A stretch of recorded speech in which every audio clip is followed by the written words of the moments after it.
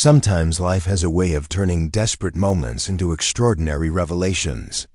On a cold Thursday evening outside Thornfield Market, Leander Corvain, a struggling single father with barely enough to survive, made a choice that would change everything.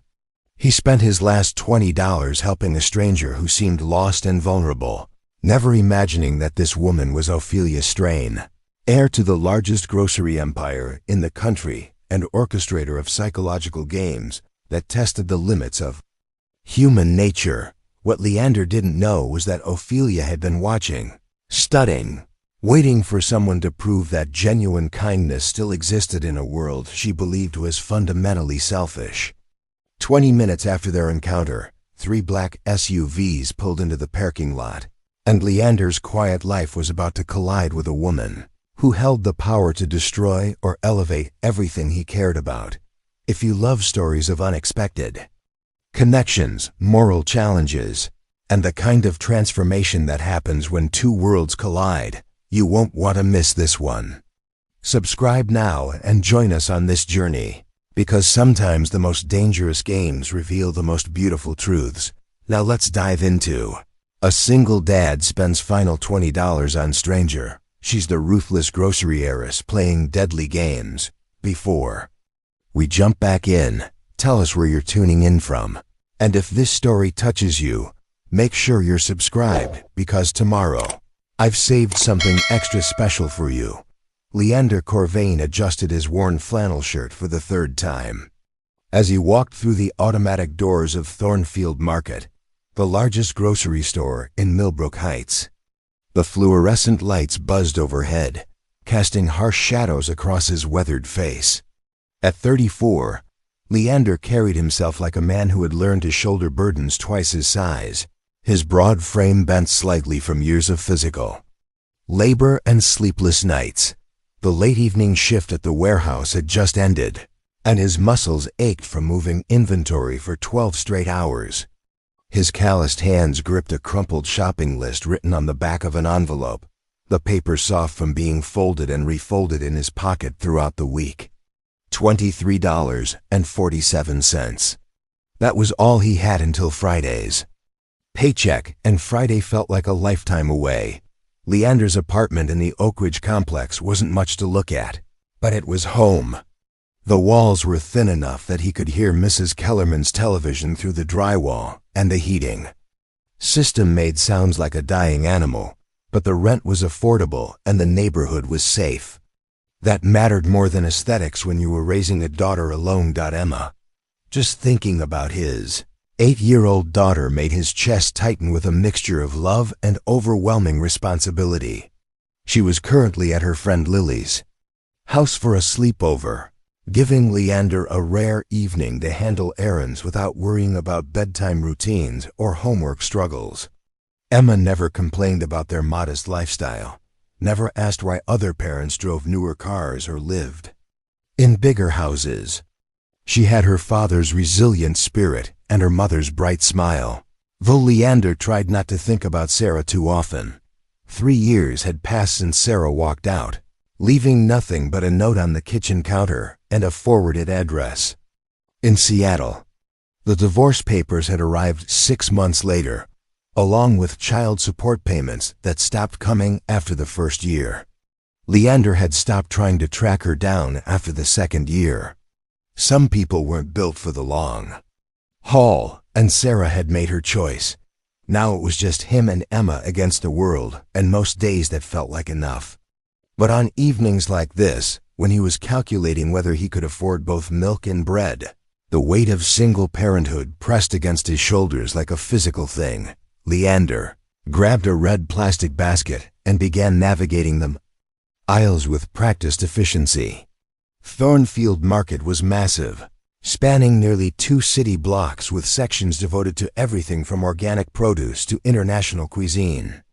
The Strain family empire had built their fortune on stores like this, creating spaces that were more than just grocery stores. They were community hubs complete with coffee shops, pharmacies, and even small banking centers. The irony wasn't lost on Leander that he worked in a warehouse that supplied products to stores. owned by one of the wealthiest families in the state. Yet he could barely afford to shop in those same stores. The Strain name was everywhere in Millbrook Heights. Strain Community Center, Strain Memorial Hospital, Strain Scholarship Foundation. They were the kind of old money that shaped cities and influenced politics, the kind of wealth that most people only read about in newspapers. He moved through the produce section, selecting the least expensive apples and a bag of carrots that were marked down because they were slightly past their prime. Emma loved apples, and he could stretch a bag over several days if he was careful. The carrots would go into a soup that could feed them for at least 3 meals. In the dairy section, Leander stood for a full minute staring at the milk prices. 2% was Emma's favorite, but it cost 30 cents more than the store-brand whole milk. 30 cents shouldn't matter, but when you had less than $25 to your name, every penny was a strategic decision. He reached for the store brand, then hesitated. Emma had been such a good sport about all their financial cutbacks lately. She never complained when he served her peanut butter sandwiches for dinner, or when they walked to school instead of driving. He grabbed the 2% milk, moving through the store. Leander's basket slowly filled with essentials: bread, eggs, a jar of peanut butter, some pasta, and a can of tomato sauce. Nothing fancy, nothing that couldn't be stretched into multiple meals. He had learned to be creative with limited ingredients, a skill that had developed out of necessity rather than passion. At the checkout counter, the teenage cashier scanned his items with the mechanical efficiency of someone who had processed thousands of similar transactions. The register display climbed steadily: $8.47, $12.19, $18.93. Leander watched the numbers with growing anxiety, mentally calculating and recalculating. $22.16, the cashier announced. Leander's stomach dropped. He had miscalculated somewhere. He reached into his wallet, counting the bills twice before accepting the reality of the situation. $23.47 minus $22.16 left him with $1.31. Barely enough for bus fare to work tomorrow. The cashier waited with practiced patience while Leander considered his options. He could ask her to remove something, but what? The milk Emma needed for her cereal? The bread for her school lunch sandwiches? The eggs that represented protein for at least 4 meals? Behind him, he could feel the weight of other customers waiting in line. A well-dressed woman with a cart full of organic produce and premium brands. A middle-aged man checking his phone while his cart overflowed with items that probably cost more than Leander's weekly grocery budget. The familiar shame of financial struggle crept up his neck, hot and uncomfortable.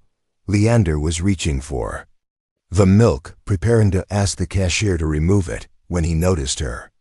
An elderly woman in the next checkout line, fumbling through her purse with increasing desperation. She was probably in her 70s, with silver hair pulled back in a neat bun and clothes that suggested she had once been quite elegant, though they now showed signs of wear. "I'm so sorry," she was saying to her cashier, her voice shaking with embarrassment. "I thought I had my wallet, but I think I left it in my other purse at home." The woman's cashier, unlike the patient teenager helping. Leander looked irritated. "Ma'am, I can hold your groceries for 30 minutes, but after that, I'll have to put them back." "But I live 40 minutes away by bus," the woman protested. "And the buses stop running at 10:30. I won't be able to get back tonight." Leander looked at the woman's groceries, basic necessities much like his own, but slightly more. Her total showed $28.53 on the register display. She wasn't buying luxury items or treating herself to expensive indulgences.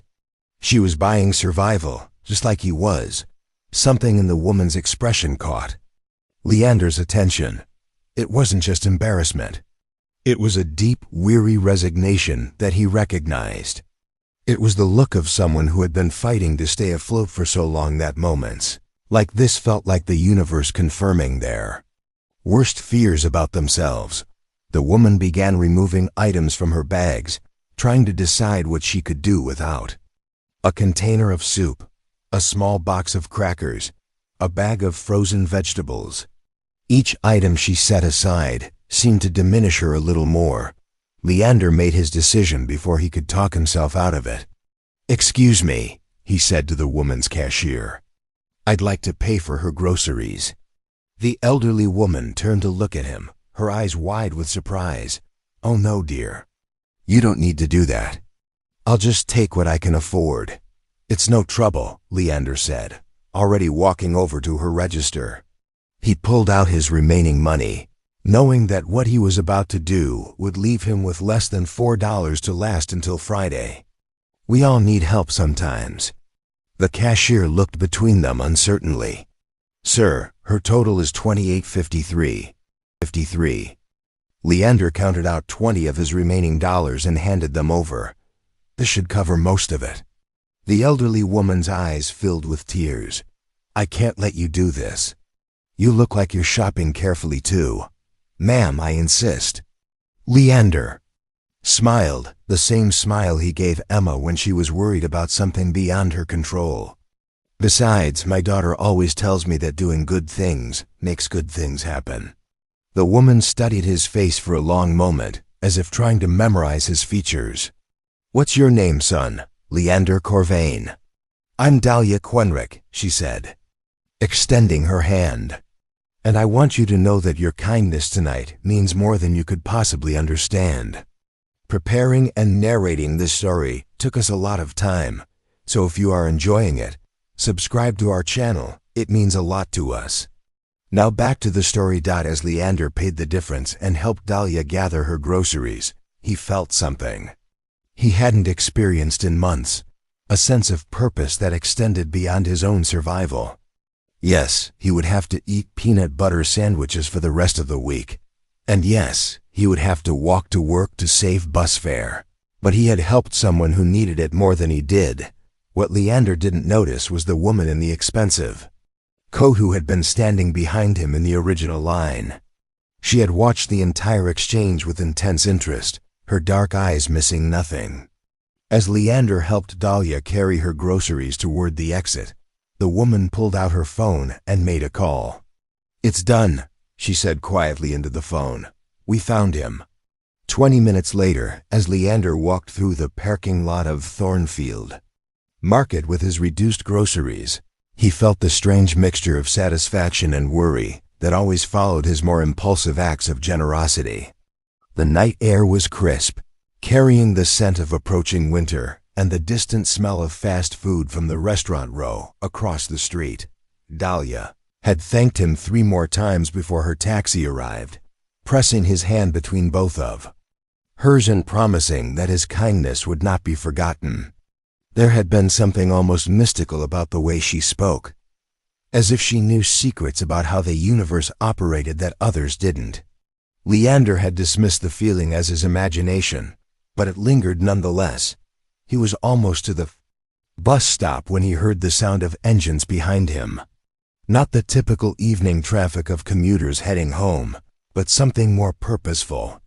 The kind of coordinated movement that made you instinctively look over your shoulder. 3 black SUVs with tinted windows pulled into the parking lot in perfect formation, their headlights cutting through the growing darkness. They weren't speeding, but there was something about their synchronized arrival that felt significant. Leander paused near the corner of the building, his grocery bag clutched tighter in his hand.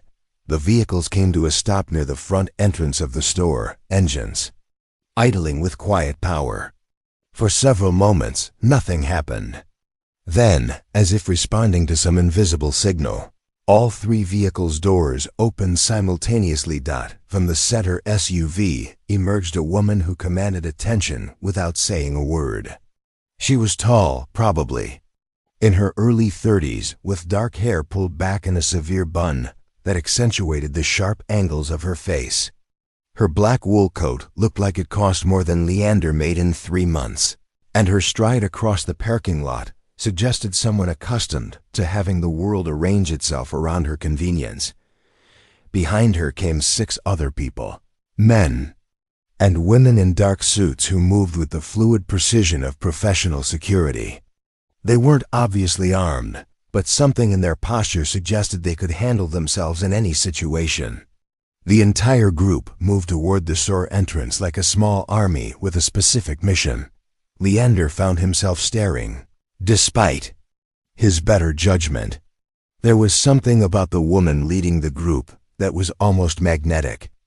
Not beautiful in the conventional sense, but possessing the kind of presence that suggested she was dangerous in ways that had nothing to do with physical strength. As they reached the entrance, the woman stopped suddenly and turned, scanning the parking lot as if looking for something specific. Her gaze swept across the rows of cars, the scattered shoppers heading to their vehicles, the ordinary evening scene of suburban commerce. Then her eyes found Leander. The moment stretched between them like a held breath. She was too far away for him to read her expression clearly, but he felt the weight of her attention like a physical thing. It was the look of someone conducting an assessment, cataloging details and filing them away for future reference. One of her companions said something in her ear, but she held up a hand without breaking eye contact with Leander. She stood perfectly still for what felt like an eternity, but was probably only 10 seconds. Then, without warning, she smiled. It wasn't a friendly smile or a polite acknowledgement. It was the smile of someone who had just confirmed something important.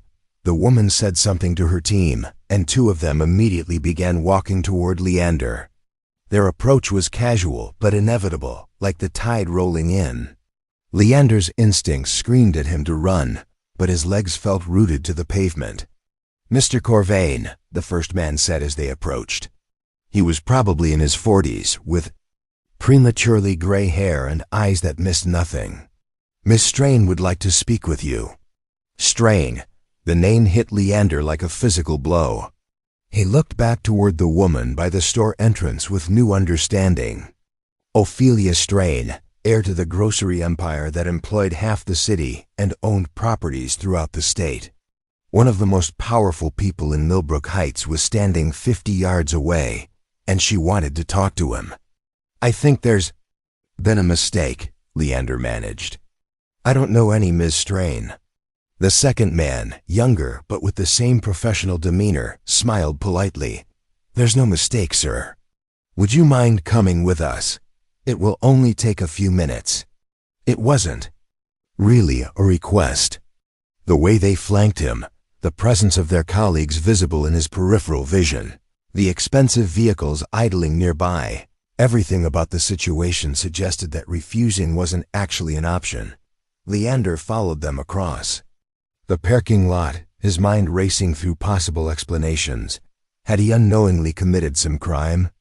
Was there some connection between his act of kindness toward Dahlia and the sudden appearance of the Strain family heir? The whole situation felt surreal, like he had accidentally stepped into someone else's life. As they approached, Ophelia Strain dismissed her other companions with a subtle gesture. They retreated to a respectful distance, close enough to intervene if needed, but far enough away to provide the illusion of privacy. "Mr. Corvain," she said, extending her hand.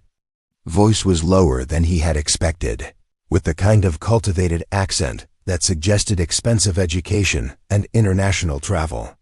"Thank you for agreeing to speak with me." Leander shook her hand cautiously. Her grip was firm and confident, the handshake of someone who controlled million-dollar business deals before breakfast. "I'm not sure I agreed to anything, Miss Strain. Your associates were pretty insistent." She laughed, and the sound was genuinely amused rather than polite. "Direct, I appreciate that. Most people spend so much time trying to figure out what I want to hear that they forget to say what they actually think. I'm not most people." "No," she agreed, studying his face with the same intensity he had noticed from across the parking lot. "You're definitely not." They stood in silence for a moment, sizing each other up. Leander had the uncomfortable feeling that she was seeing things about him that he hadn't intended to reveal. There was something almost predatory about her attention. but not in a way that suggested physical danger. More like the focus of someone who studied human behavior as a professional necessity. "I watched what you did in there," she said finally, nodding toward the store entrance. "With the elderly woman." Leander's confusion deepened. "You were watching me?" "Not specifically. But I was present, and I observed your interaction." She paused, as if choosing her words carefully. "Tell me, Mr. Corvain, what motivated you to spend money you clearly couldn't afford on a complete stranger?" The question felt like a test, though Leander couldn't determine what the right answer might be. She needed help. "I was able to help her. It wasn't complicated." "Even though helping her left you in a more difficult financial position?" "How do you?" Leander started to ask, then stopped. Of course she knew about his financial situation. If she had been watching him shop, she had seen him count and recount his money, seen him hesitate over every purchase. Yes, even then. Ophelia nodded, as if his answer confirmed something she had suspected. "Do you believe that good deeds are rewarded, Mr. Corvain?" "I believe that doing the right thing is its own reward. That's very noble, but not particularly practical." Leander felt a flash of irritation. "With respect, Miss Strain, I don't think practicality is something you've had to worry about much in your life." Instead of being offended, she seemed delighted by his response. "You're absolutely right. I've never had to choose between milk and bread. I've never had to walk to work to save bus fare. I've never had to explain to anyone why we can't afford things that other families take for granted." The accuracy of her observations was unsettling. "Then why are we having this conversation?" "Because," she said, "I'm conducting an experiment, and you just became a very interesting variable." The way she said experiment made Leander's skin crawl.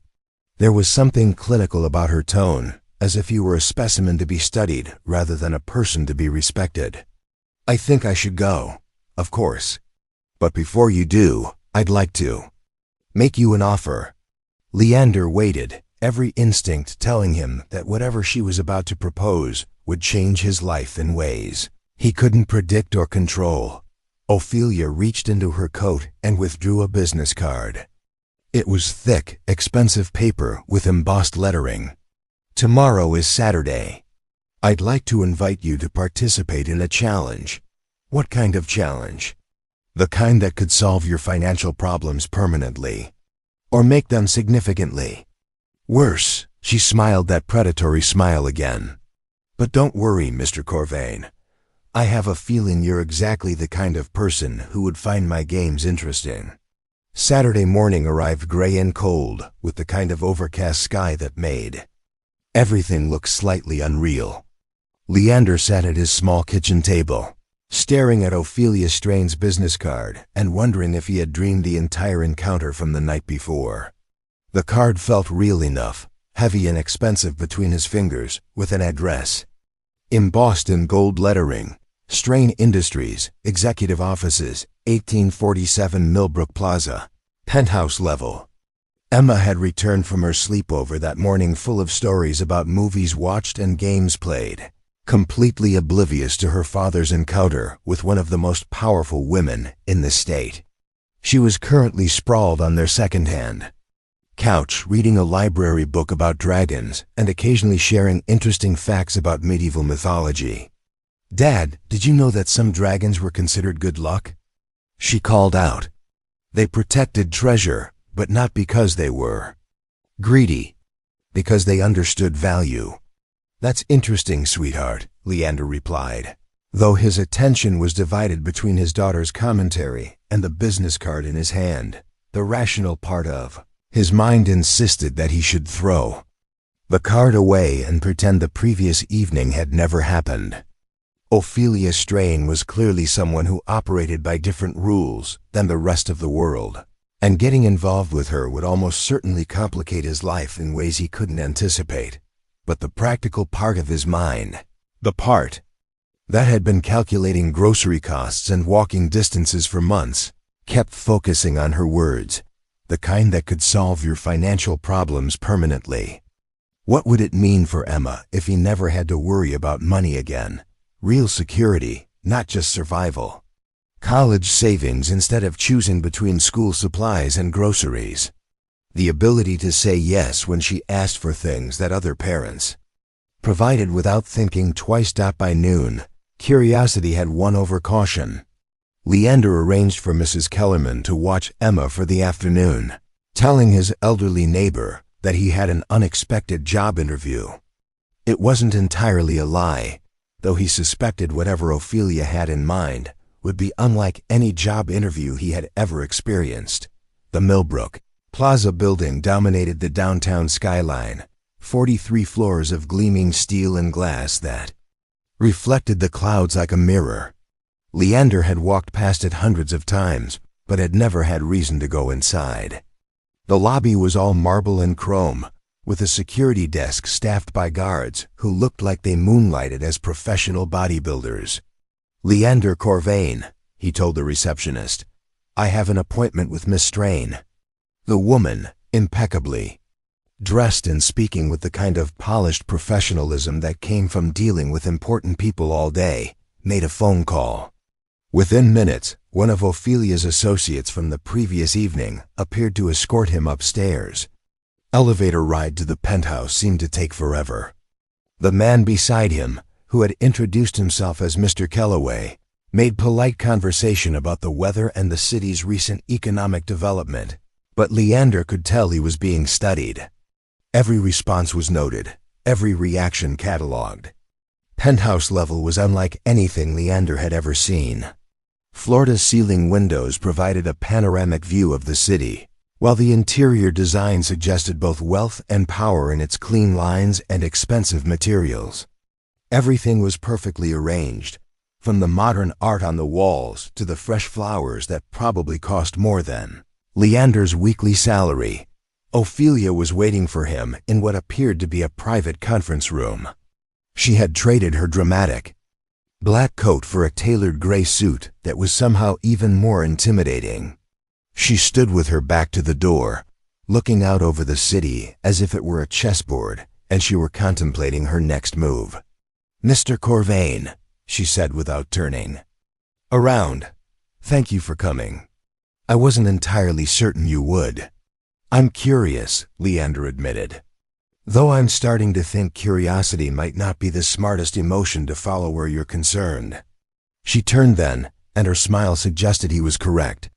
"Curiosity is exactly what I was hoping for. Please sit."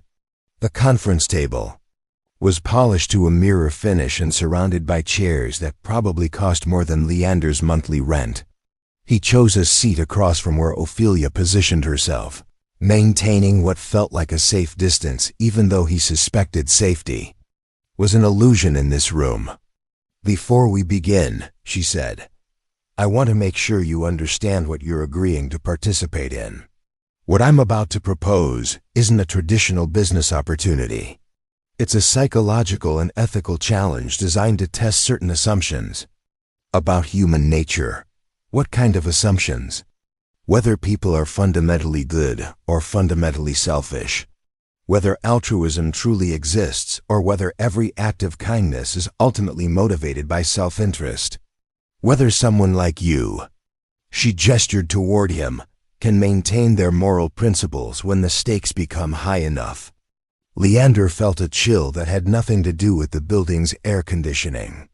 "And how exactly do you plan to test those assumptions?" Ophelia opened a leather portfolio that had been sitting on the table and withdrew a single sheet of paper. She slid it across the polished surface toward him. "By offering you a series of choices." The document appeared to be some sort of contract, though unlike any contract Leander had ever seen. Instead of legal language and technical specifications, it outlined what appeared to be a game. A complex, multi-stage challenge that would test his decision-making under increasing pressure. "Stage 1, Leander read aloud. "The participant will be presented with 5 scenarios in which they must choose between personal benefit and the welfare of others. Each choice will have immediate consequences that affect both the participant's position in the game and the well-being of other individuals. He looked up at Ophelia, who was watching him with the focused attention of a scientist observing a lab experiment. Other individuals? People whose lives will be genuinely impacted by your choices. This isn't a theoretical exercise, Mr. Corvain. The consequences are real. Leander continued reading. The contract outlined additional stages that became progressively more complex, with higher stakes and more difficult decisions. The final stage was described only as the ultimate choice, with no details provided about what that might involve. And if I complete all the stages? $1 million, Ophelia said simply. Tax-free, immediately available, no strings attached beyond the successful completion of the challenge. The number hit Leander like a physical blow. $1 million would solve every problem he had ever had. Emma's education, their housing situation, the constant stress of living paycheck to paycheck, all of it could disappear with his signature on this piece of paper. And if I refuse to continue at any point? You walk away with whatever compensation has been earned up to that point. Stage 1 completion provides $50,000.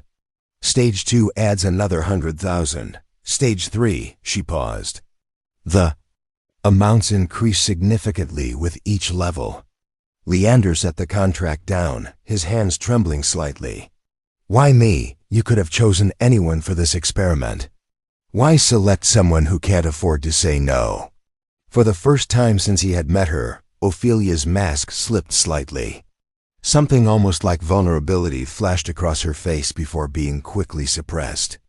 Because, Mr. Corvain, I need to know if true goodness exists when it's tested against real temptation. Most people who would participate in something like this are already morally compromised. They're motivated by greed or power or some other selfish desire. But you think I'm different? I think you spent money you couldn't afford to help a stranger you'd never met. I think you made that choice without any expectation of reward or recognition. I think, she paused, choosing her words carefully, I think you might be the kind of person who proves me wrong about human nature. The admission hung in the air between them. Leander realized that this wasn't just an experiment for Ophelia. It was something more personal. Something that mattered to her in a way that went beyond scientific curiosity or entertainment. What happens if I prove you right instead? What if I turn out to be just as selfish as everyone else? Ophelia's smile returned, but this time it seemed sad rather than predatory. Then I'll have confirmation of what I've suspected for most of my adult life. That genuine altruism is a myth, and that every person has a price at which their principles become negotiable. Leander studied her face, trying to understand the woman behind the wealth and power. There was pain there, carefully hidden but unmistakably real. Someone had hurt her deeply enough to make her question the fundamental goodness of humanity. And now she was using him to test whether her cynicism was justified. I need to think about this, he said finally. Of course. But I'll need your answer by tomorrow morning. The first challenge begins Monday, and timing is crucial for the scenarios I've arranged. As Leander prepared to leave, Ophelia handed him another business card. This one had a different number written on the back in elegant handwriting. My personal line, she explained. If you have questions or concerns that can't wait until tomorrow. Walking back through the marble lobby and out into the gray afternoon, Leander felt as if he were returning to a different world than the one he had left. The same city streets looked subtly altered, as if the conversation upstairs had shifted. His perspective on everything around him. He had 18 hours to decide whether to risk everything he was for the chance to become everything he had ever dreamed of being. And somewhere in the back of his mind, a voice that sounded suspiciously like Emma asking about dragons and treasure whispered, "Some things are worth protecting, but you have to understand their true value first." Sunday morning dawned clear and crisp, the kind of autumn day that made everything seem possible. Leander sat on his apartment building's front steps, watching Emma play with the neighborhood children in the small courtyard that served as their communal outdoor space. Her laughter mixed with the sounds of the other kids, creating a symphony of carefree joy that made his decision feel both simpler and more complicated. The business card with Ophelia's personal number had sat on his kitchen counter all night like an unexploded bomb. He had picked it up and set it down dozens of times, imagining conversations and rehearsing arguments. By sunrise, he still hadn't reached a clear decision. Emma bounded over to him, slightly out of breath from running. "Dad, are you okay? You look worried about something." Leander managed a smile, ruffling her dark hair. "Just thinking about work stuff, sweetheart." "Nothing for you to worry about. Is it about money again?" Emma's question was matter-of-fact rather than accusatory. At 8 years old, she already understood their family's financial reality better than most adults understood their own. "Sometimes grown-ups have to make difficult choices about money and work," Leander said carefully. "But no matter what happens, you and I are going to be fine. That's a promise." Emma studied his face with the serious expression she wore when trying to solve particularly challenging math problems. "Dad, remember when you told me that doing the right thing is more important than doing the easy thing?" "I remember." "Well, maybe whatever you're thinking about, you should ask yourself which choice is the right one instead of which one is the easy one." The wisdom of 8-year-olds could be devastatingly accurate. Leander pulled Emma into a hug, breathing in the scent of her shampoo and the lingering smell of the playground. Whatever choice he made would affect her life as much as his own. After lunch, while Emma was absorbed in an art project at the kitchen table, Leander finally dialed Ophelia's number. She answered on the second ring.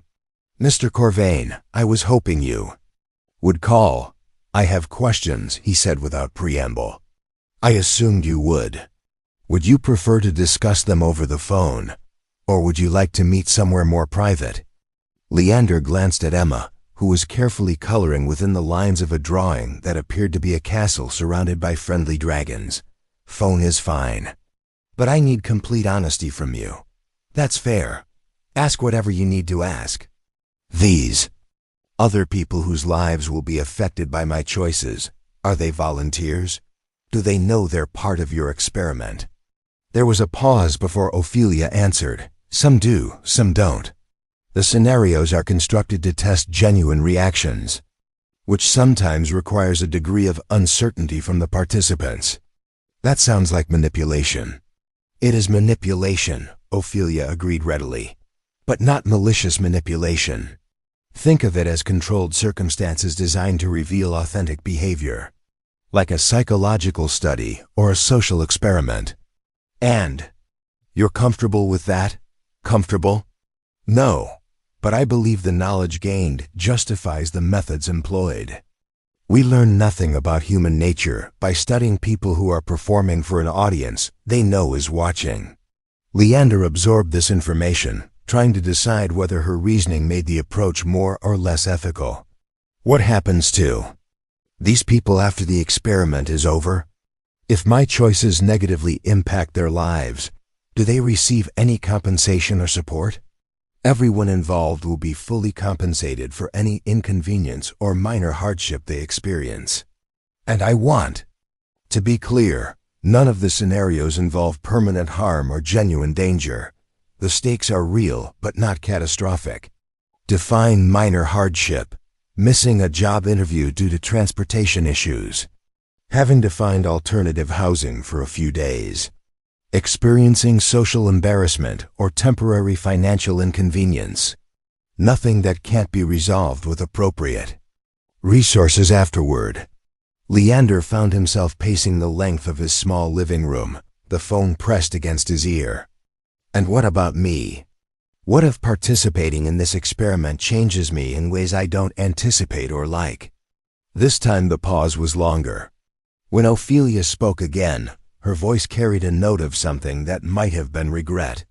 "That's a risk I can't eliminate, Mr. Corvain. Self-knowledge often comes with a price.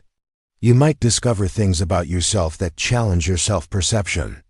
Or I might discover that I'm not the person I thought I was. Yes, she said simply. That's possible.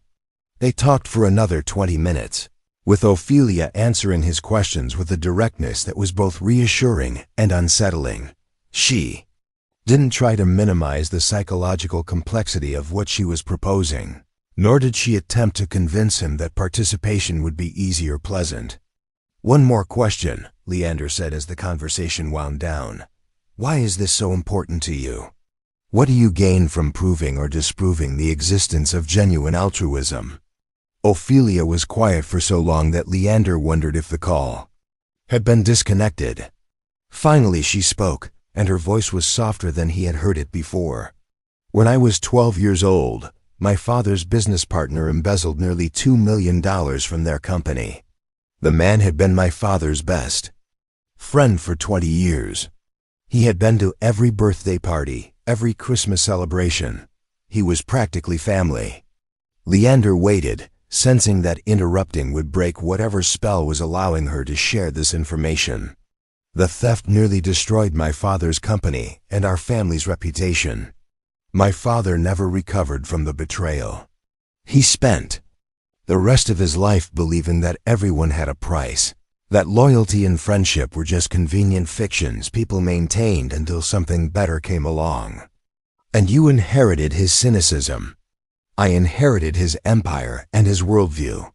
Every business deal, every personal relationship, every act of apparent kindness I've witnessed since then has ultimately revealed some underlying selfish motive. People want my money, my connections, my influence.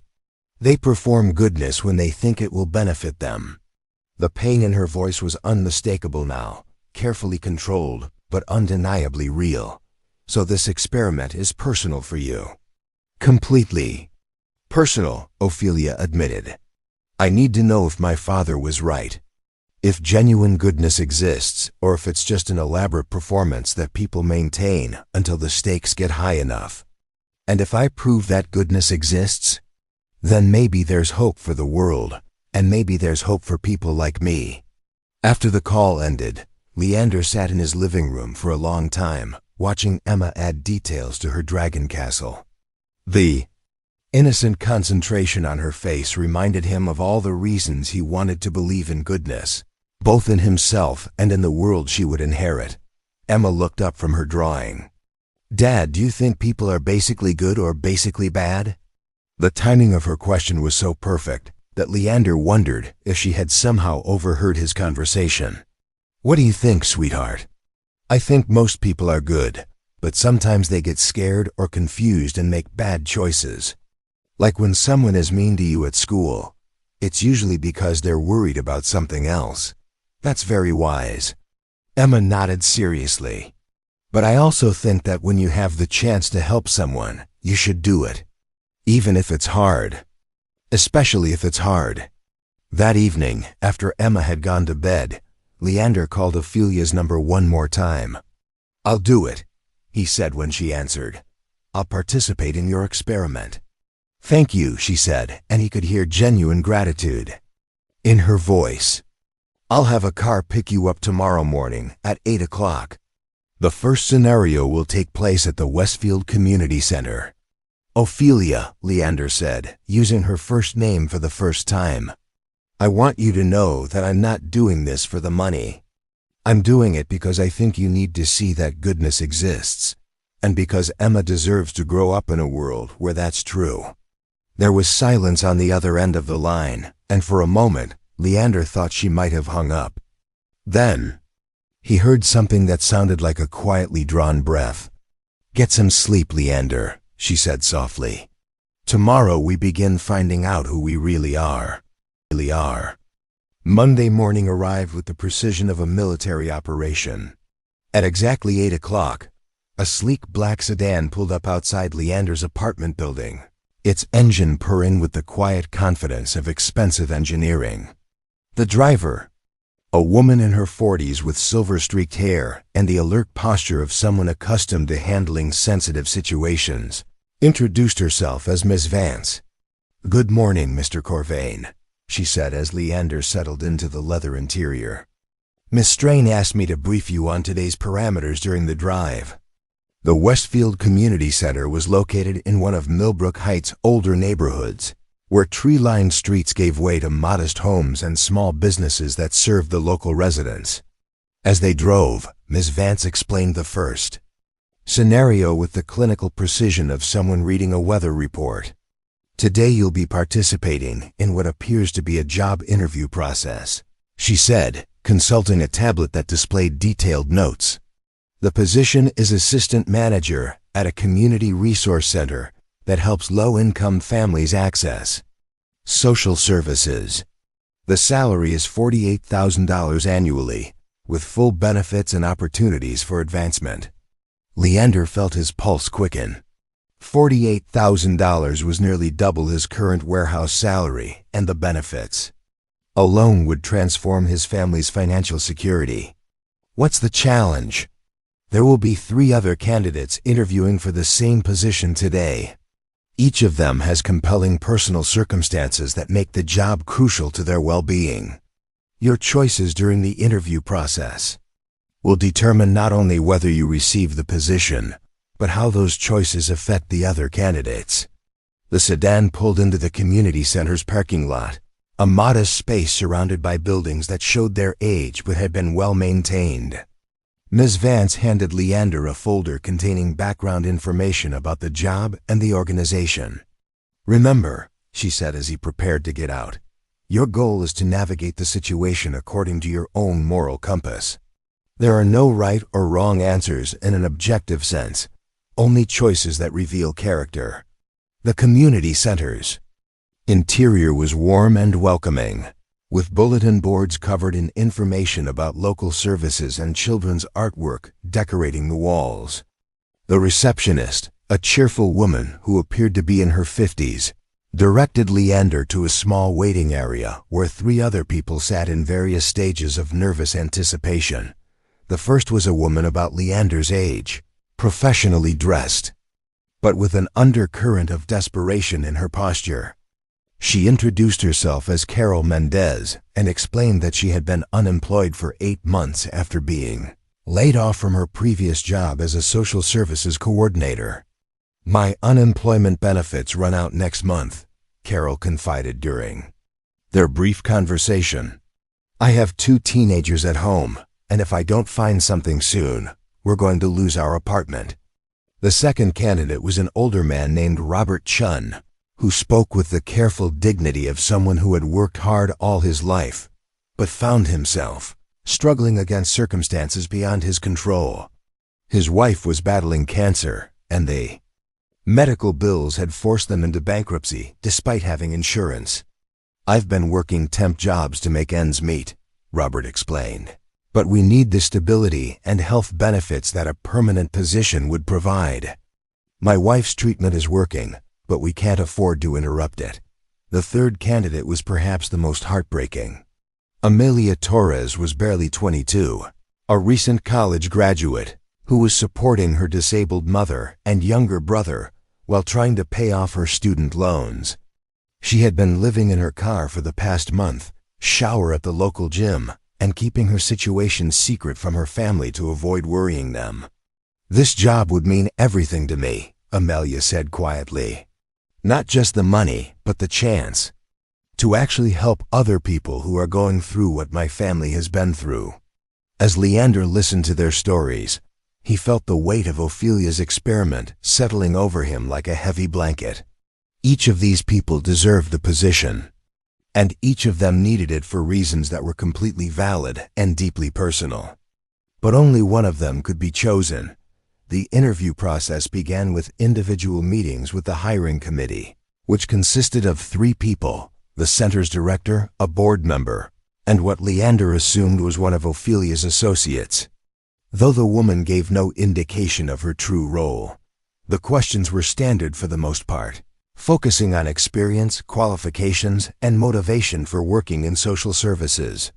Leander answered honestly, drawing on his own experiences with financial struggle and single parenthood to demonstrate his understanding of the challenges faced by the people the center served. Mr. Corvain, the director said near the end of his Interview: what would you say sets you apart from the other candidates? It was a typical interview question, but in this context, it felt loaded with moral implications. Leander could promote himself aggressively, potentially diminishing the other candidate's chances. Or he could be modest, risking his own opportunity, but maintaining his integrity. I think all of the candidates bring valuable experience and genuine motivation to this position, Leander said carefully. What I can offer is a personal understanding of what it means to navigate difficult circumstances while trying to maintain dignity and hope. I've been where many of your clients are, and I remember what it felt like to need help and not know where to find it. The committee members nodded, making notes that would presumably factor into their decision-making process. After the individual interviews, the candidates were asked to participate in a group exercise designed to test their collaborative problem-solving abilities. They were given a hypothetical scenario involving a family facing eviction and asked to develop a comprehensive plan to address their needs. This was where Leander began to understand the true nature of Ophelia's test. As the group worked together, opportunities arose to either support or undermine the other candidates. Carol had extensive experience with housing assistance programs, but seemed hesitant to share her knowledge, perhaps fearing it would make her less unique. Robert had connections with local healthcare providers that could benefit the hypothetical family, but he was clearly debating whether revealing those connections might hurt his own chances. Amelia, meanwhile, was quietly developing innovative solutions that demonstrated both creativity and deep understanding of systemic poverty issues. Her ideas were excellent, but she lacked the confidence to present them forcefully. Leander found himself at a crossroads that perfectly embodied the moral complexity Ophelia had designed. He could dominate the discussion, showcasing his own abilities, while allowing the other candidates to fade into the background.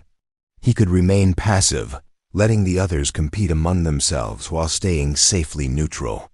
Or he could actively work to help all the candidates succeed, even if it meant reducing his own chances of being selected. The choice, when it came, felt inevitable rather than calculated.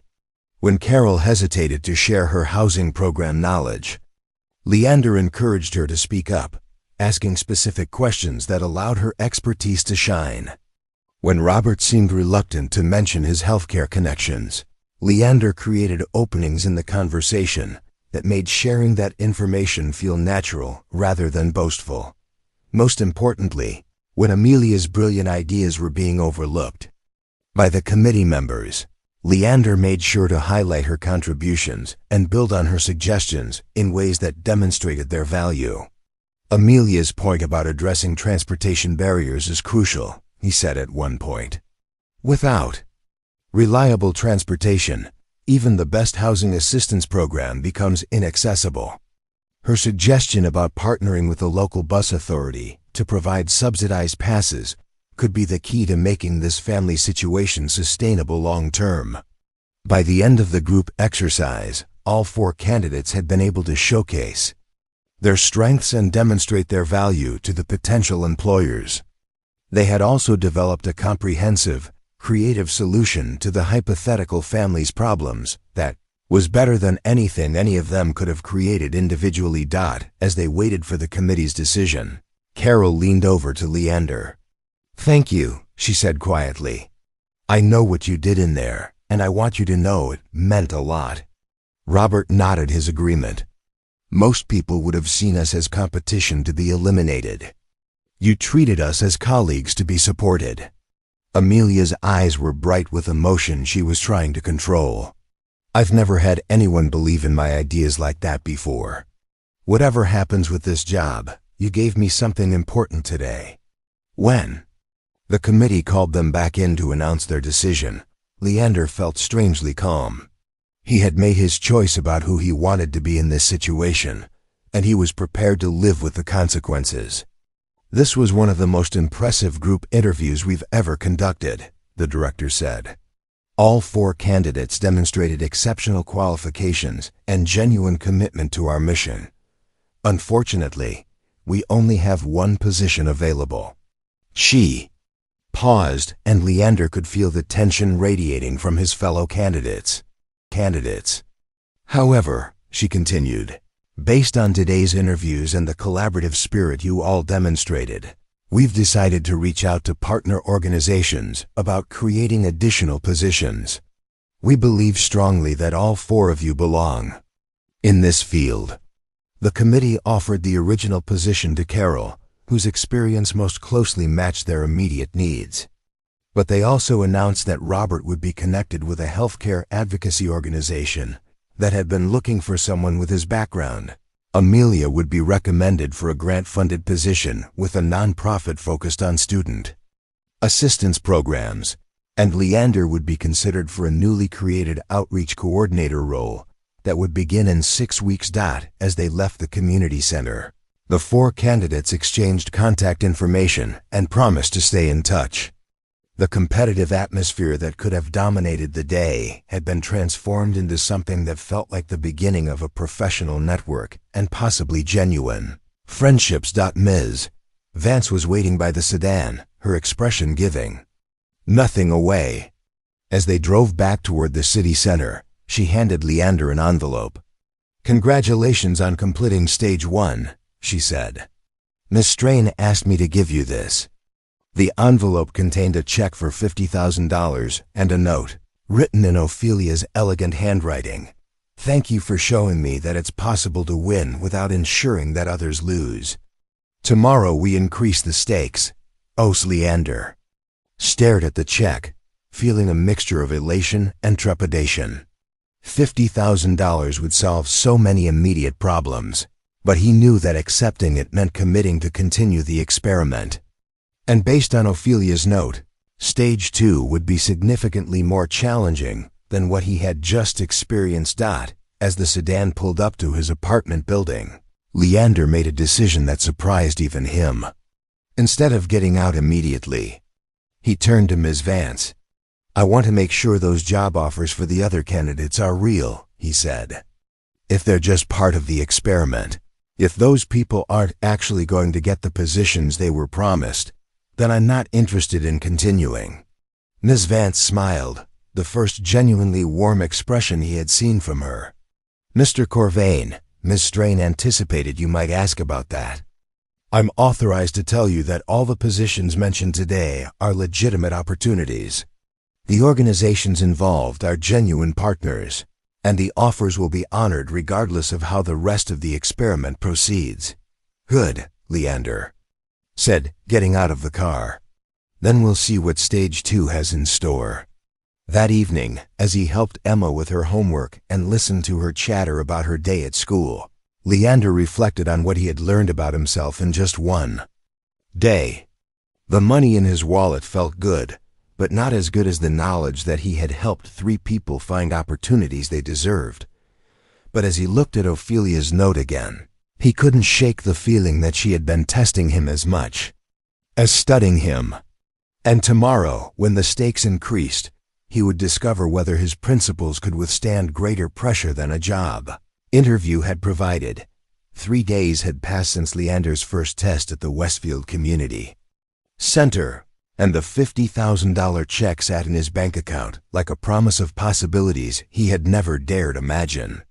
Emma had noticed his improved mood, commenting that he seemed less worried lately, though she couldn't know that her father was carrying the weight of secrets that grew heavier with each passing hour. The call came Tuesday evening while Leander was reviewing job applications for his new outreach coordinator position. The community center had fast-tracked his hiring process, and he would start the following Monday. The irony wasn't lost on him that participating in Ophelia's experiment had led to legitimate opportunities that would improve his life regardless of how the remaining stages unfolded. "Mr. Corvain," Ophelia's voice carried a different quality over the phone, less controlled than their previous conversations. "I hope I'm not calling at an inconvenient time." "Emma's at her friend's house working on a school project," Leander replied. "What can I do for you?" "I'd like to meet with you before we proceed to stage 2. There are some things about the nature of these experiments that I should explain in person. Things that might change your decision to continue. They arranged to meet at Riverside Park, a sprawling green space in the heart of Millbrook. Heights that offered both privacy and the kind of neutral territory that seemed appropriate for whatever revelations Ophelia intended to share. Leander arrived first, choosing a bench near the duck pond where families often brought their children to feed the waterfowl. Ophelia appeared 15 minutes later, walking alone across the grass with none of her usual entourage. She wore jeans and a simple sweater, an outfit that made her look younger and somehow more vulnerable than the power suits he had grown accustomed to seeing. Without the armor of expensive clothing and professional settings, she seemed more like a person struggling with complex emotions than a billionaire conducting social experiments. "Thank you for agreeing to meet me here," she said, settling onto the bench beside him. "I realize this whole arrangement has been unconventional from the beginning." "That's one way to put it," Leander agreed. "Though I have to admit, the first test was more meaningful than I expected. Helping those people find legitimate opportunities felt good in a way that had nothing to do with the money." Ophelia nodded, staring out over the pond where a small family of ducks paddled in lazy circles. "That's what I was hoping to hear. And it's also what makes the next stages more complicated than I initially explained." "Complicated how?" She took a deep breath, as if preparing to share something that had been weighing on her for a long time. "The experiments aren't just about testing human nature in general, Leander. They're specifically designed to explore the psychological dynamics that destroyed my father's faith in humanity. You mentioned his business partner's betrayal. That was the catalyst, but not the whole story." Ophelia's voice grew quieter. "After Harold Masterson stole that money and disappeared, my father became obsessed with understanding how he had been deceived so completely. He spent years developing psychological profiles and behavioral tests, trying to identify the warning signs he had missed." Leander felt a chill that had nothing to do with the evening air. "Your father created these experiments?" "The framework. Yes. He called them trust indices, scenarios, designed to measure the point at which a person's moral principles would bend under pressure. He believed that everyone had a breaking point where their true nature would be revealed. And you've been continuing his work?" Ophelia's laugh was bitter. "I've been trapped by his work. For the past 15 years, I've watched every person in my life eventually prove his theories correct. Friends who stayed close only as long as the financial benefits outweighed the social costs. Romantic partners who saw dollar signs instead of the person I actually am. Business associates who maintained loyalty until better opportunities presented themselves." The pain in her voice was raw and immediate, making Leander understand that her cynicism wasn't an intellectual position, but a survival mechanism built from repeated emotional wounds. "So when you saw me help Dahlia," he said slowly, "you weren't just observing a random act of kindness.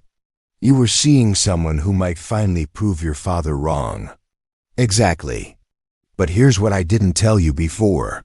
The later stages of these experiments are designed to break down the psychological defenses that allow people to maintain their moral positions under stress. They're not just tests, Leander. They're deliberate attempts to corrupt the participants." Leander turned to face her directly. "What are you saying?" "I'm saying that my father didn't just want to identify good people. He wanted to prove that goodness itself was an illusion, a convenient self-deception that crumbles when the stakes become high enough. The final stages of his experiments were specifically designed to transform altruistic individuals into selfish ones."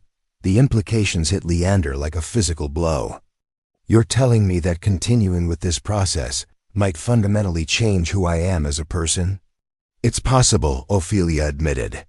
"The psychological pressure is designed to escalate until participants abandon their principles to protect themselves or the people they care about. My father believed that forcing people to choose between their values and their survival would reveal the true nature of human morality. They sat in silence for several minutes, watching the ducks navigate the increasingly dark water. Leander's mind raced through the implications of what Ophelia had revealed. The woman sitting beside him wasn't just conducting an experiment. She was potentially subjecting him to psychological manipulation that could alter his fundamental sense of self. "Why are you telling me this now?" he asked finally. "You could have let me continue without knowing the full scope of what I was agreeing to." Ophelia's voice was barely above a whisper. "Because over the past few days, I've started to hope that you might actually be different. That you might be the person who proves my father wrong. And if there's a chance that's true, then you deserve to make an informed choice about whether to continue. What happens if I walk away now? You keep the money from stage 1. You take the job at the community center. You go back to your life with Emma, and you never hear from me again. And if I continue? Then we proceed to stage 2, which will test your principles against your personal relationships.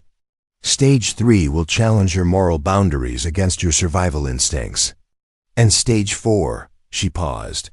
"Stage 4 is designed to force you to choose between saving yourself and saving someone else."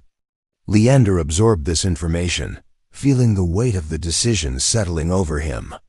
He thought about Emma, about the security that $50,000 had already provided, about the stable job that would allow him to be the father she deserved. But he also thought about Ophelia, sitting beside him with the haunted look of someone who had spent 15 years believing the worst about human nature, because that's all she had ever been shown.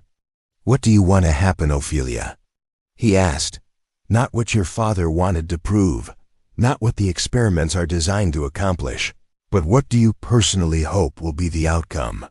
She was quiet for so long that he thought she might not answer. When she finally spoke, her voice carried a vulnerability that made him realize how much courage it had taken for her to arrange this conversation. "I want to be wrong about people," she whispered.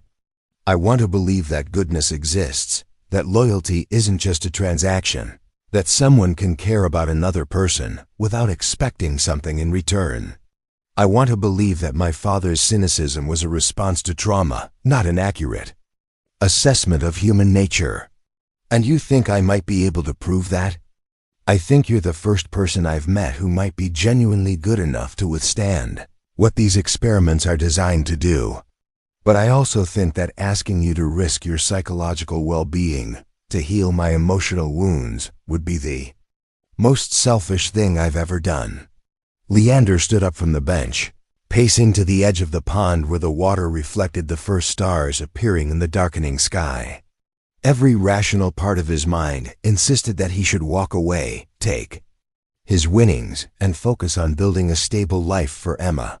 But the deeper part of his consciousness, the part that had compelled him to help a stranger with his last $20, recognized something more important at stake than his personal comfort. "If I continue," he said, turning back to face Ophelia, "and if these experiments succeed in corrupting me, what happens to Emma? What happens to the person she's counting on to raise her with good values?" "That's the question that's been keeping me awake at night," Ophelia admitted. "Because if my father's theories are correct, then continuing this process could turn you into someone she wouldn't recognize. But if your father's theories are wrong, then you'll emerge from this process with proof that genuine goodness can survive any test. And maybe that proof will be worth something to other people who've lost faith in humanity." Leander walked back to the bench, studying Ophelia's face in the dim light. She was offering him a choice that would define not just his own future, but potentially her ability to trust in human decency ever again. "I need one guarantee," he said finally. "Name it. If at any point I feel like these experiments are changing me in ways that would make me a worse father to Emma, I walk away immediately. No consequences, no penalties, no arguments. Agreed. And I want regular check-ins with you, not your associates. I want to know how you're handling this process emotionally, because if we're doing this to heal your faith in humanity, then your well-being matters as much as mine. Something that might have been hope flickered across Ophelia's expression. You're willing to continue? I'm willing to try to prove that your father was wrong, Leander said. Not for the money, not for the challenge, but because everyone deserves to believe that goodness exists in the world, including you. As they parted ways that evening, Ophelia handed him a new contract outlining Stage 2. The stakes would indeed be higher, the pressure more intense, and the potential for psychological damage more real. But for the first time since their partnership began, Leander felt like they were truly working toward the same goal, proving that human nature was fundamentally good, even when tested by circumstances. Designed to reveal its darkest aspects. Stage 2 commenced on a Thursday morning that felt charged with anticipation and dread in equal measure. Leander had spent the previous evening with Emma, helping her with a science project about ecosystems, while trying not to think about the psychological challenges he would face in less than 12 hours. The location this time was the Grandview Medical Center, a sprawling complex that served the greater Millbrook Heights area. Ms. Vance met Leander in the main lobby, her expression more serious than during their previous encounters. Today's scenario is significantly more complex than Stage 1, she explained as they walked through corridors that smelled of disinfectant and carried the quiet urgency common to all hospitals. You'll be placed in a situation where your moral choices will directly impact people you care about, not just strangers you're meeting for the first time. They arrived at a private conference room where Ophelia waited, dressed in her characteristic professional attire, but with an underlying tension that suggested she was as nervous about this stage as Leander was.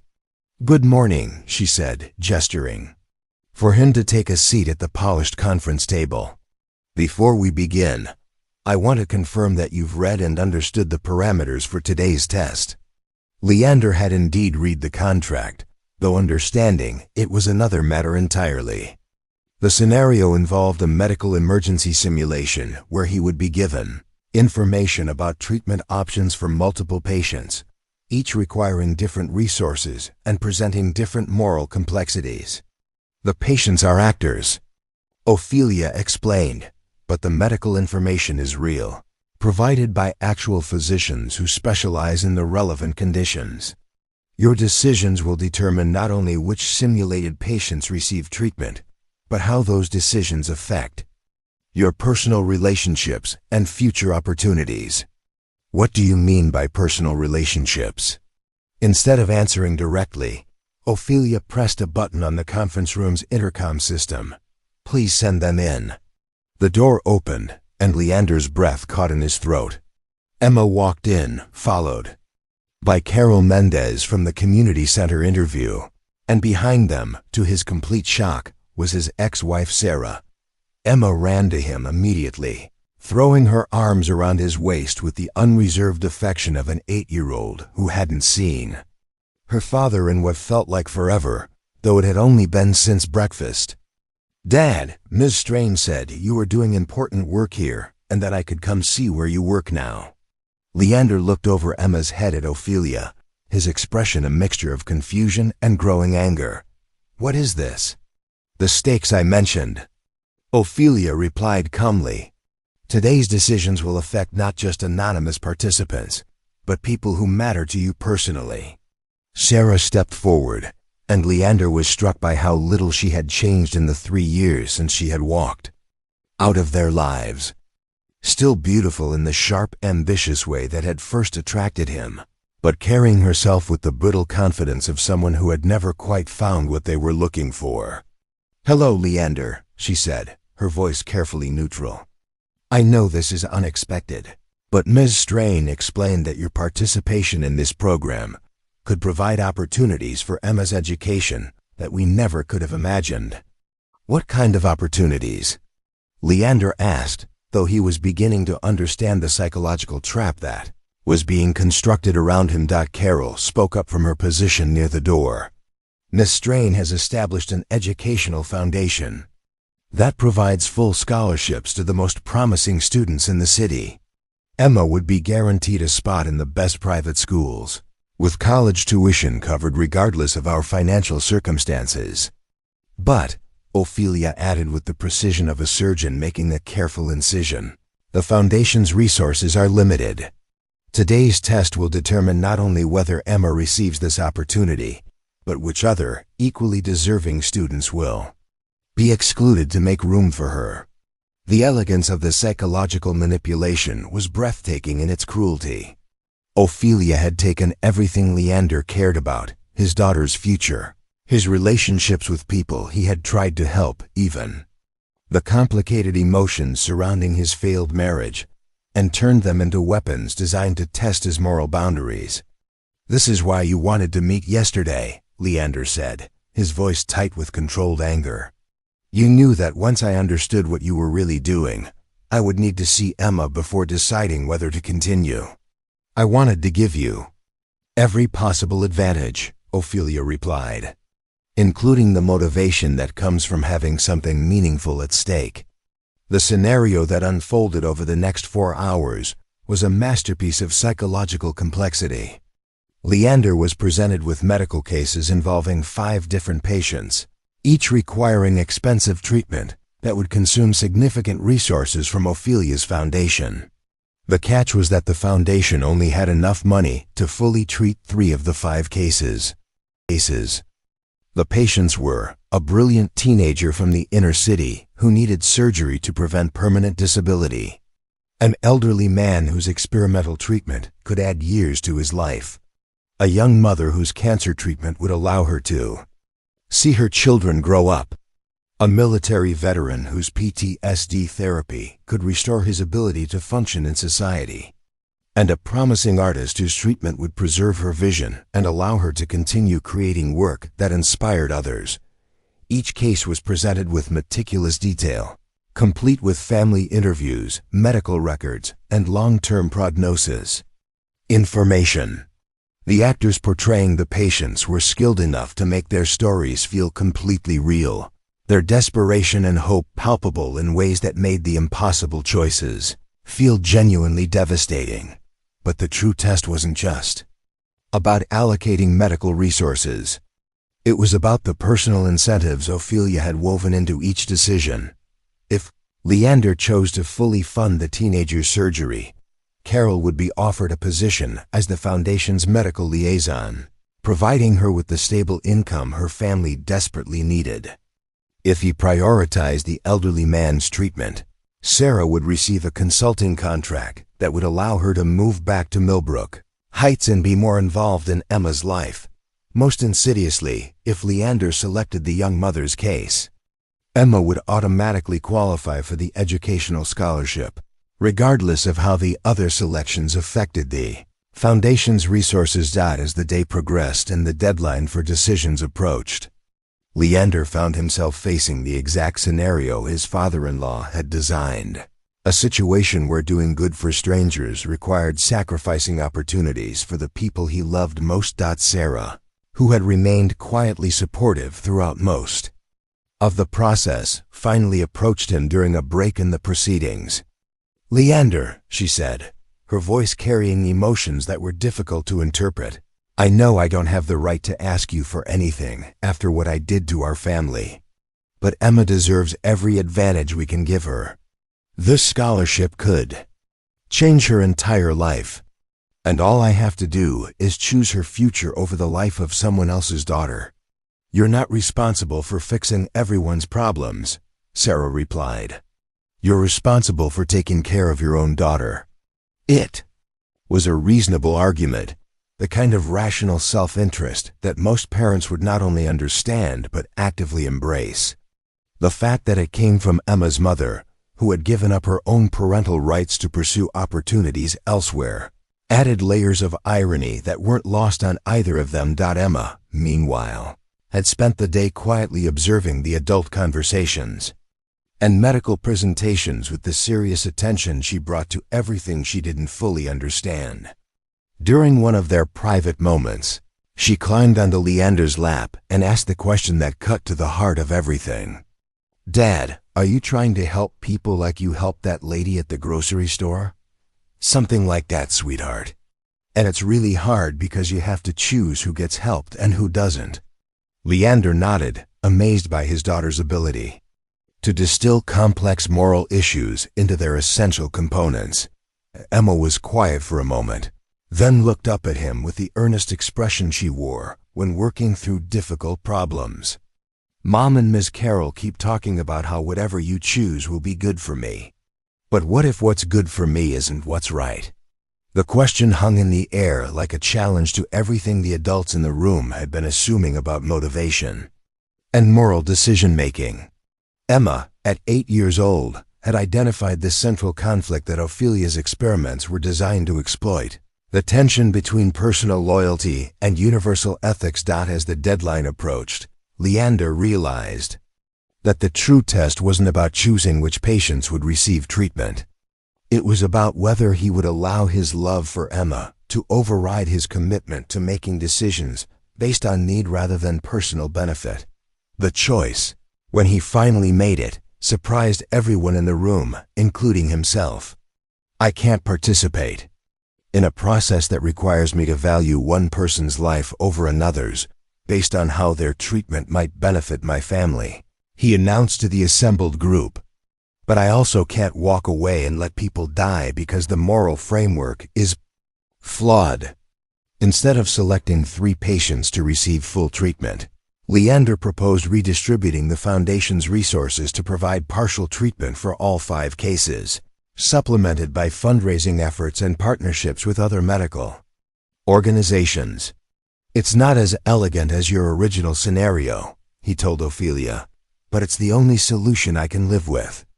Everyone gets help, nobody gets abandoned, and the decisions are made based on medical need rather than personal connections. The room fell silent as the implications of his choice became clear. By refusing to play by the rules of the experiment, Leander had invalidated the psychological test while simultaneously demonstrating exactly the kind of moral reasoning Ophelia had been searching for. Sarah was the first to speak.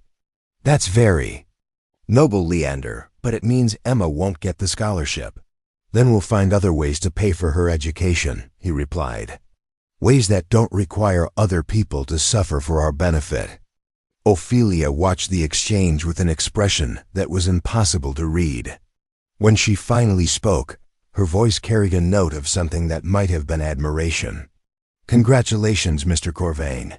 You've just done something that no previous participant in these experiments has ever accomplished. What's that?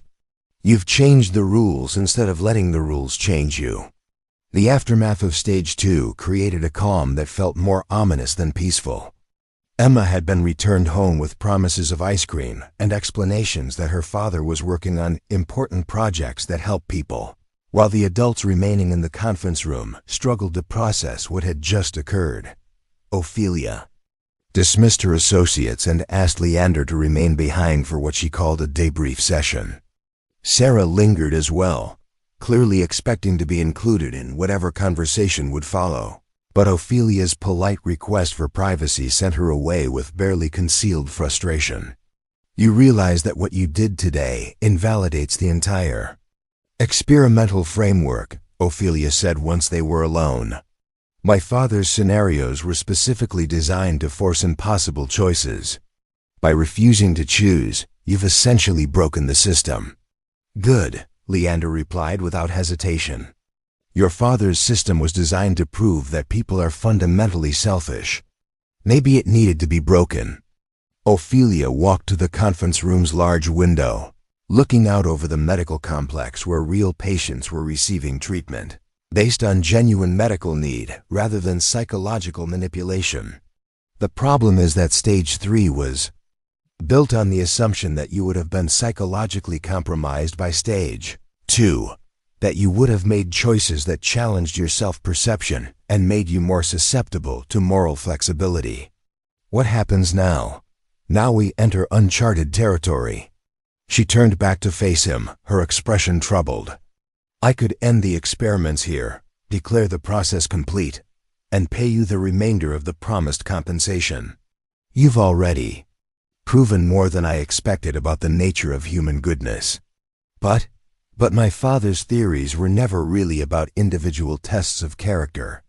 They were about sustained pressure over time, about whether principles could survive escalating. Challenges designed to wear down psychological resistance. Leander felt a chill of premonition. You're saying the worst is yet to come. I'm saying that stage 3 was designed to break participants who had already been compromised by the previous stages. For someone who has remained psychologically intact, the pressure might be, she paused, seeming to search for the right words, potentially devastating. Before Leander could respond, Ophelia's phone rang. She glanced at the display, frowned, and answered with a brisk strain. The conversation that followed was conducted in the kind of coded language that suggested crisis management and damage control. Leander could only hear one side of the exchange, but Ophelia's increasingly tense responses painted a picture of some kind of serious complication. When did this happen? Pause. How much do they know? Longer pause. No, don't do anything until I get there. And make sure the legal team is on standby. She ended the call and turned to Leander with an expression that managed to be both apologetic and determined. I'm afraid we have a problem. What kind of problem? The kind that threatens to expose everything we've been doing and potentially destroy both our lives in the process. Over the next 20 minutes, Ophelia explained that someone had been documenting the experiments from the beginning, collecting evidence of the psychological manipulation, and preparing to release the information to local media. The potential scandal threatened not only Ophelia's reputation and business empire, but could result in criminal charges related to fraud, emotional manipulation, and possibly endangering the welfare of Emma during her involvement in stage 2. Who's behind it? Leander asked, though he suspected he already knew the answer. Someone with access to inside information about the experiments and a personal motivation for wanting to see them exposed. Ophelia's expression was grim. Someone who was present during today's test and had the opportunity to document everything that happened. The implications hit Leander like a physical blow.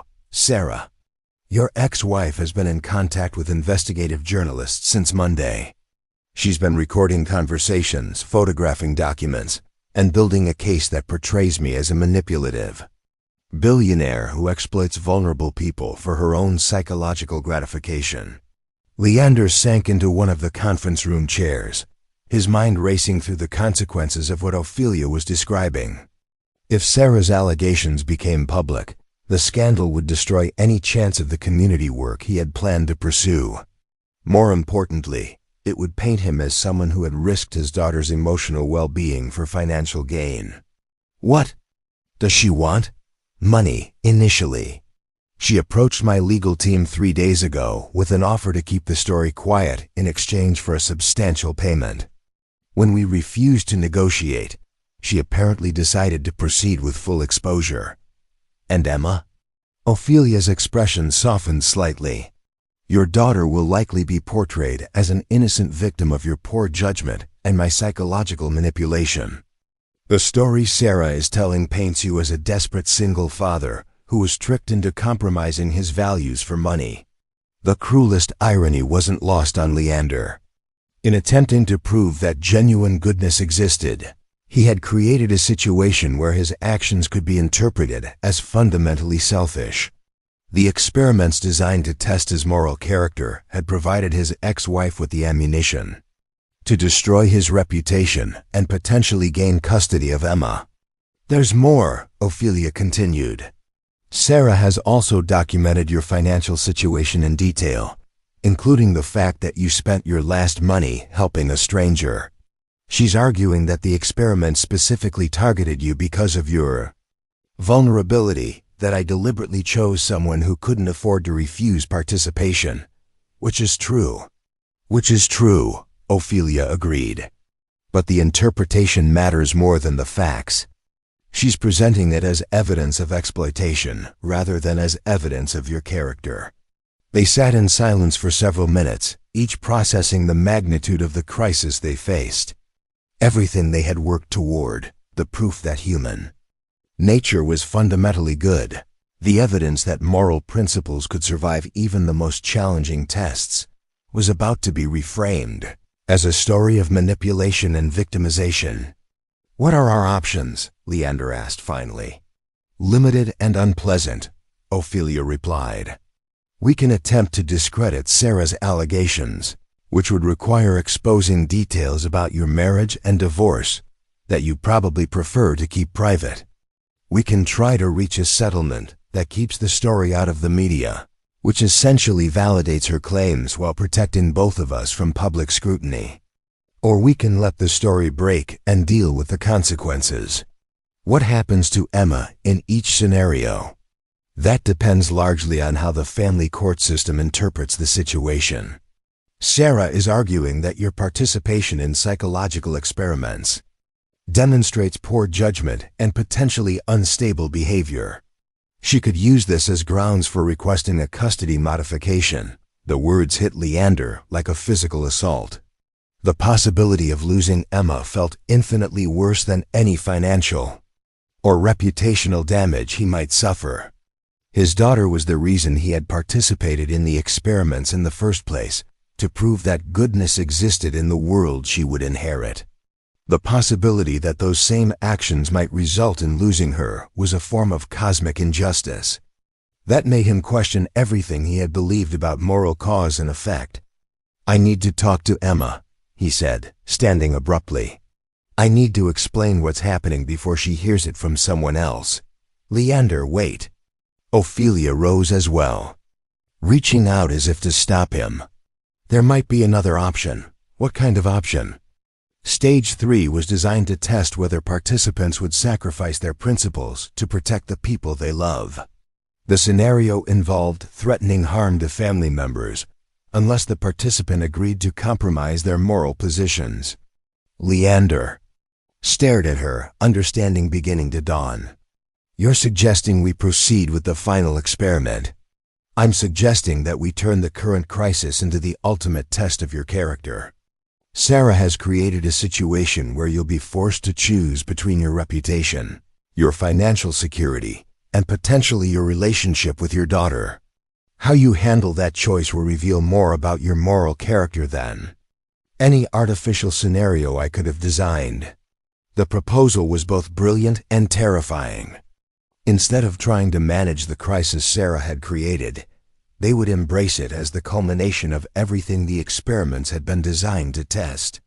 Leander would face real consequences for real choices, with genuine stakes that couldn't be mitigated by contract clauses or safety protocols. "And if I choose to protect Emma and my reputation by discrediting Sarah or paying her off, then you'll have proven that everyone has a price, including you. That when the stakes become high enough, principles become negotiable. And if I choose to face the consequences honestly, regardless of what it costs me," Ophelia's smile was sad but genuine, "then you'll have proven that genuine goodness exists, even when it requires genuine sacrifice. And maybe that proof will be worth something to the world, even if it costs you everything." As Leander left the medical center that evening, walking through the parking lot where this whole strange journey had begun with a simple act of kindness, he realized that Ophelia had been right about one thing. The experiments had revealed who he really was. The question now was whether who he really was would be strong enough to survive what was coming next. The next morning brought a phone call that Leander had been dreading.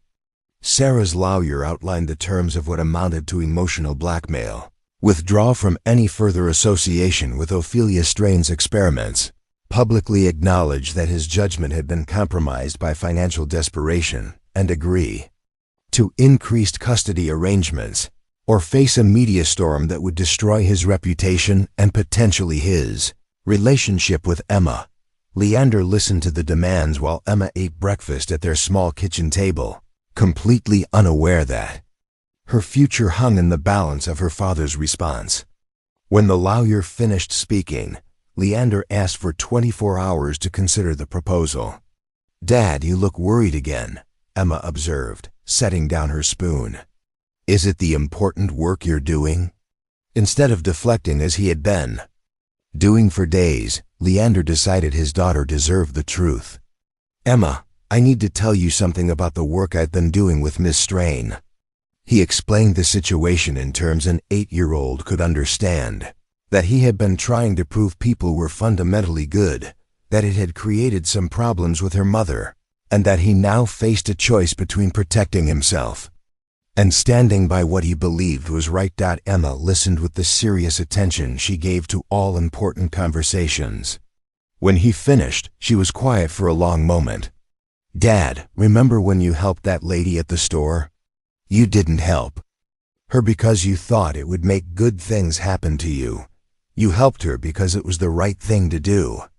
The simple wisdom cut through all the complexity of lawyers and media threats and custody battles. Emma was right. The motivation mattered more than the consequences. That afternoon, Leander called a press conference. Standing outside the community center where he would soon begin his new job, he faced a dozen reporters and cameras with Emma beside him and Ophelia standing supportively nearby. I participated in psychological experiments designed to test human nature, he began, his voice steady despite his racing heart. I did it because I wanted to prove that goodness exists, even when it's tested by difficult circumstances. I stand by that choice, and I stand by the results. He acknowledged the controversy, accepted responsibility for any mistakes in judgment, but refused to apologize for trying to demonstrate that people could choose principles over self-interest. My daughter is watching, he concluded, and I want her to see that sometimes doing the right thing costs more than doing the easy thing, but that doesn't make it less right. The story that emerged from the press conference was more nuanced than Sarah's lawyers had predicted. While some outlets focused on the manipulation and questionable ethics of the experiments, others were drawn to the larger questions about human nature and moral courage that the story raised. More importantly, the family court judge who reviewed the custody petition was impressed by Leander's willingness to face public scrutiny rather than compromise his principles. The ruling maintained existing custody arrangements while noting that Leander's actions, while unconventional, demonstrated moral character rather than poor judgment. 3 months later, Ophelia announced the establishment of a legitimate foundation dedicated to studying and promoting ethical behavior in business and society. The controversial experiments were ended, but the questions they had raised continued to generate meaningful dialogue about human nature and moral education. Leander's new position at the community center had grown into something more significant than anyone had expected, as people drawn by the story of his moral courage sought out the services and support the center provided. 1 year later, Leander stood in the grand opening ceremony of the Millbrook Heights Center for Ethical Leadership, a facility that had grown from the community center where he first proved that goodness could survive any test. Emma, now 9, and more confident than ever, cut the ribbon alongside Ophelia and the mayor, her smile bright with pride in her father's accomplishments. The center had become something neither Leander nor Ophelia had originally envisioned, a place where people from all walks of life came to explore questions of moral courage and ethical decision-making. The programs included everything from business ethics workshops to character education for young people, all built on the foundation that genuine goodness was not only possible but essential for a healthy society. "Dad, look," Emma called out, pointing toward the entrance where a bronze plaque had been installed. The inscription read, "In recognition that the smallest acts of kindness can reveal the greatest truths about human nature." Ophelia approached them, carrying an envelope that she handed to Leander with a smile that had become genuinely warm over the months of their friendship. "The final accounting from the foundation board," she explained. "The money you earned from the experiments, plus matching funds, plus donations inspired by your story."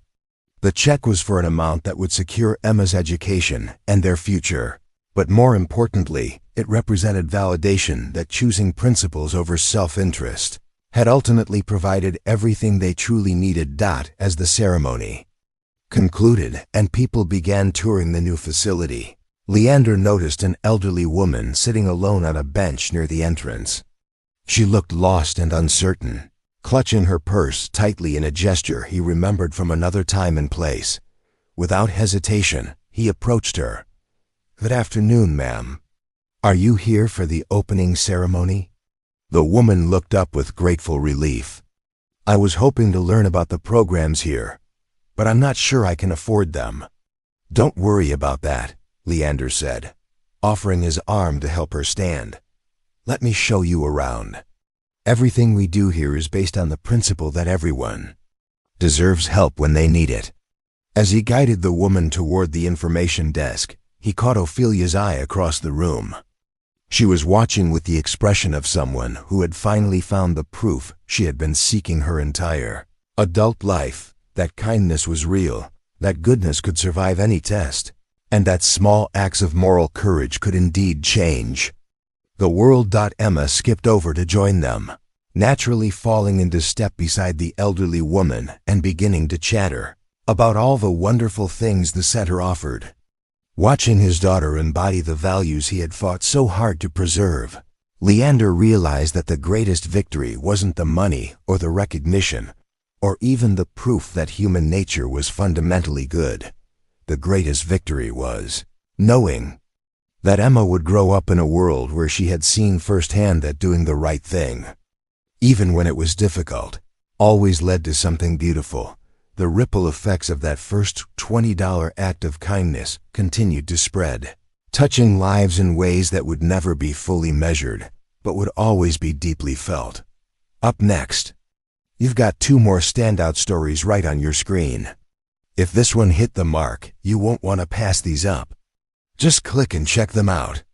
And don't forget to subscribe and turn on the notification bell so you don't miss any upload.